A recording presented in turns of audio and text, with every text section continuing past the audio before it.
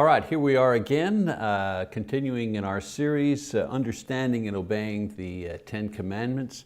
This is lesson number 7 in our series entitled The Sanctity of Life. And this is part 1. We're going to do 2 parts in this particular section. Let's begin by reading the commandment itself from Exodus chapter 20, verse 13. You shall not murder. Pretty simple, pretty straightforward. You shall not murder. That's commandment number 6. So the 6th commandment refers specifically to the taking of human life. If you kill your cat, you may be cruel, but you're not a murderer because a cat doesn't have a human life, it's animal life. Now there are two main purposes behind this commandment. The first one is to demonstrate and maintain the nature and the value of human life. The sanctity of life is tied to the belief that humans are created in the image of God. And so aggression against another human is also aggression against God, and therefore it is wrong, it is immoral. Another purpose for the commandment is to protect human life in an evil world. Those who believe, for example, that there is no God, they can easily be led to believe that human life is only as valuable as the service that it renders to society. For example, if you are poor or handicapped in some way, if you're old or your life is not productive, well then your life is not very valuable because you don't contribute much to society and it's easy to get rid of you. In nations where belief in God is widespread, every person is considered equally important because of their nature, not because of their productivity. Where there is no belief in God, in communist countries, for example, there's also no problem with abortion, no problem with killing people who speak out or eliminate people like the poor and the sick, the elderly, because they are a burden and no more than just flesh, old flesh for that matter. The danger in our country is the growth of humanistic philosophy in the last 100 years. Humanism is dangerous because it denies the existence of God, but uses ideas that come from a belief system that does. For example, in humanism, they believe that caring for the sick and poor is a good idea since this is the best way to run a society and promote peace. They don't do it because it's a divine command. They do it because they see that a system based on the principle of loving your neighbor actually works well and it serves social goals. Now, the danger is subtle, but very real. You see, it's not a big step from believing in God with love to disbelieving in God with love to disbelieving in God without love. You can make those, you can take those steps very easily.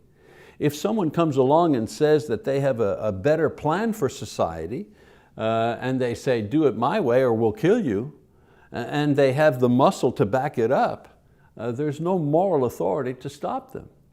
This command establishes God as the final arbitrator over life and death, over how we treat one another and not man. Man is not the final law on this. God is the final law on this. So what's the rule? You shall not murder. The unlawful taking of another human life. What does this mean in everyday terms? So first of all, it rules out unlawful aggression. One continuous line of unlawful aggression beginning with anger and including violence, rape, murder. Jesus connects anger and murder in the sense that both are on the same continuum. Another thing that this command deals with is suicide. We can permit a terminally ill patient to die naturally without keeping them on a support system which might prolong their lives. But we cannot kill someone who requests to be killed because of depression or pain. There are many reasons why people kill themselves. Depression, substance abuse effects, great pain. But these things don't justify the act. As Christians, we believe that God will not allow us to carry more than we can bear, physically or emotionally. The commandment also prohibits abuse. For example, unnecessary risks to our life or the life of others, or unnecessary risk in order to feed our egos. Our bodies belong to God, not ourselves. Foolish risks to gain fame or approval or excitement or money are presumptuous before our Creator. Also, the abuse of our bodies through consumption of unlawful or harmful or overindulgence of various substances, habits, etc. This includes alcohol and tobacco and illegal drugs and overindulgence in food and prescription medicine, so on and so forth. Also includes damaging our bodies with overwork, over-exercising, overdoing whatever, whatever taxes the body. Christians are to bring honor to God with their own bodies and honor the bodies of others as they honor their own. Now, what the command does permit. The command does permit killing in certain circumstances. Hunting and fishing, for example. I mean, animals are not human. They're not made in the image of God. They don't fear judgment. They don't feel guilt. There is no intrinsic difference in the value of the life of a bird or an elephant or a whale, only size and species. The issue here is not murder, but stewardship. We set the stewards, or rather we are the stewards of the earth's resources of animals. And we have to ask ourselves, are we managing this stewardship well? And are we doing it without cruelty? It also includes capital punishment. Now, the Bible considers life so precious that to unlawfully take one life leads to the forfeiting of our own life in many cases. We read about that in Genesis 9 verse 6, and Deuteronomy 19, Romans chapter 13. All murder is killing, but not all killing is murder, you see. God gives the state permission to execute criminals. This is seen in both the Old Testament and the New Testament. Rapists, for example, were condemned to death in Deuteronomy chapter 22. Kidnappers, Exodus chapter 21. Murderers in Genesis 9 verse 6, but also in Romans chapter 13 and Acts chapter 25. Of course, there are those who argue that a God of love and mercy would not condone such a thing. And this is a biblical argument for the other side of this issue. The balance, I believe, is found in Exodus chapter 23 verse 7. In Exodus chapter 23 verse 7, the writer says, "Keep far from a false charge, and do not kill the innocent or the righteous, for I will not acquit the guilty." So the goal in the consideration of the death penalty is not, is it a deterrence to crime? Do we use the death penalty in order to stop rape or murder or those type of things? Well, these things are always going to be with us because we live in a sinful world. No, the goal of capital punishment is divine justice, carried out by God's servant, which is the state. Now, in doing its job, the state must make absolutely sure that justice is carried out fairly and in every case, because in the end, as the scripture says, God will demand a reckoning from the accused as well as those who are carrying out the justice. So we need to be very, very careful how we put this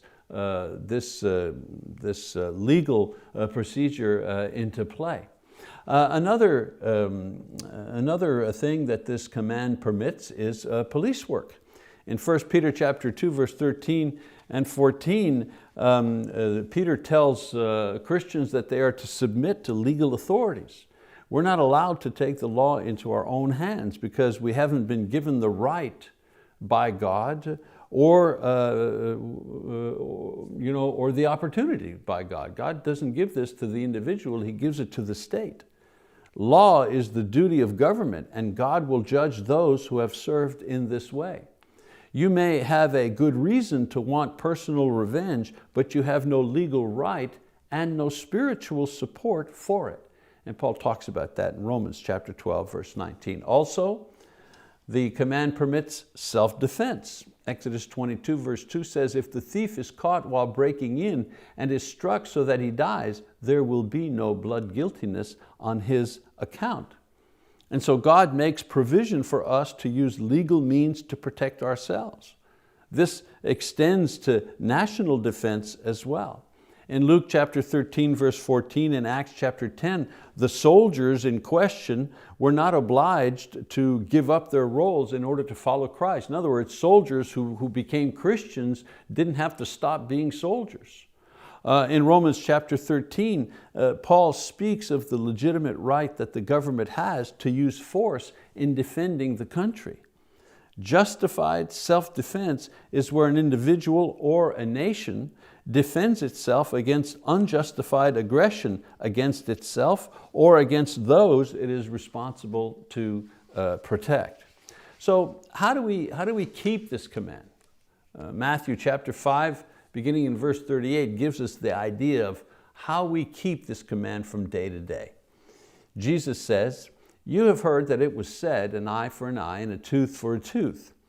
Now this here refers to the Jewish law of restitution that said that you must repay what you have lost or stolen or damaged. The purpose was to regulate restitution so that it would not escalate to revenge. In other words, not two eyes for an eye, it's an eye for an eye and a tooth for a tooth. You see, to find some balance there in the process of restitution when you had been wronged. In a broader sense, this also refers to the role of government, to regulate justice and mete out punishment fairly for everyone. So we keep reading verse 39, it says, but I say to you, do not resist an evil person, but whoever slaps you on the right cheek, turn other to him also. If anyone wants to sue you and take your shirt, let him have your coat also. Whoever forces you to go 1 mile, go with him 2. Give to him who asks of you, and do not turn away from him who wants to borrow from you. You have heard that it was said, you shall love your neighbor and hate your enemy. So here Jesus refers to the law by which the Christian lives. This law is above the law of government. The idea is that the Christian doesn't build upon evil for evil, but he overcomes evil with good. So Christians don't run the government, but in their personal lives, they do control the law by which they will live in their personal lives. Christ calls us to this higher law. This doesn't mean a Christian can't protect himself or seek protection or justice from the state. I mean, even Jesus said that if his battle was on earth, he'd call 10,000 angels to defend him in John chapter 18, verse 36. Allowing a murderer to attack your family or violate you or violate your home and responding by turning the other cheek, well, that's just foolish. And it's not really loving your family to whom you owe your first loyalty in society. This type of misguided attitude actually encourages evil.